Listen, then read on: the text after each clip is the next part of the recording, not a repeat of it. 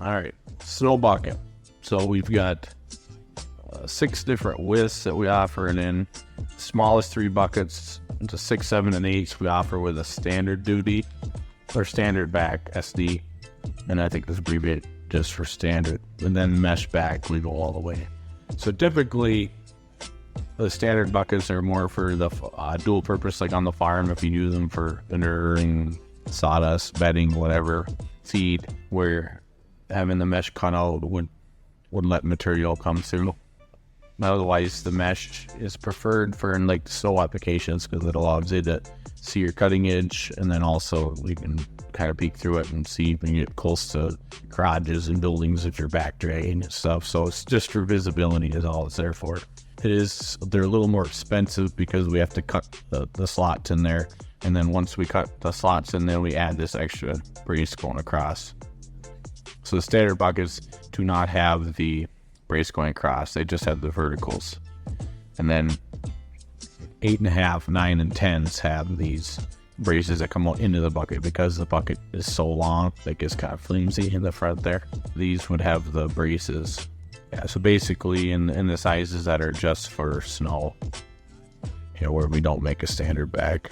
So these feature a 20-degree rollback, so that'd be like a 70-degree bucket. Like on the prior page, the high capacity bucket is 65 degrees. So where the angle is important is that the more angle you put on here, the bucket, in other words, the lower, like 65 versus 70 versus, I think these are 75 degree on the standard material buckets. By the way, then that means that when you tip the bucket back, you can, let's say you're hauling soupy manure or something, the more angle the bucket has, the more back you'll be able to tip it, so you can have it almost completely full of soupy manure. But it sacrifices dump angle, then it won't be able to dump quite as far. It's just a trade-off because of how it looks on the front of a skid loader. Skid loaders can only tilt their plate so far. Most people seem to be fine with it. You get the 1 in 20 people that need something different that we can go down the custom avenue or just, talk to me or Dan about that. But for most people, this seems to be the right angle people can get along with. Yeah, so we got the capacities on the sheet.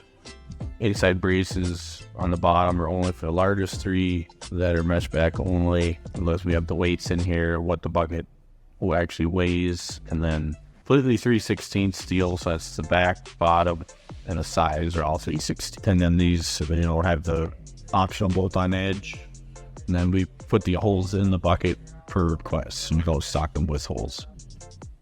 Our buckets are built heavy enough. I advertise them that they can be used for anything, and they're pretty strong. So, like mine, I use for dirt and manure, use it year round, and no issues. And that's kind of a valid selling point for people to. And then, for all of our buckets, virtually, other than the light duty ones, all of our other buckets are solid. Like the ends are solid welded inside and out. The tops have a fully enclosed top edge. It's not just a channel. A lot of buckets would be top edge. They wouldn't just have like a channel. It's actually a feature a completely enclosed top edge that's solid welded. And some competitors might have enclosed top too, so you have to kind of, if you're saying that, don't say we're not the only ones that have it. It's just that there is a significant difference in cost there. For instance, on a 10-foot bucket, that's 20 feet of welding that the guys have to do that. The competitors, it's easy to just bend this up on the press brake, no welding, but it's quite a bit weaker.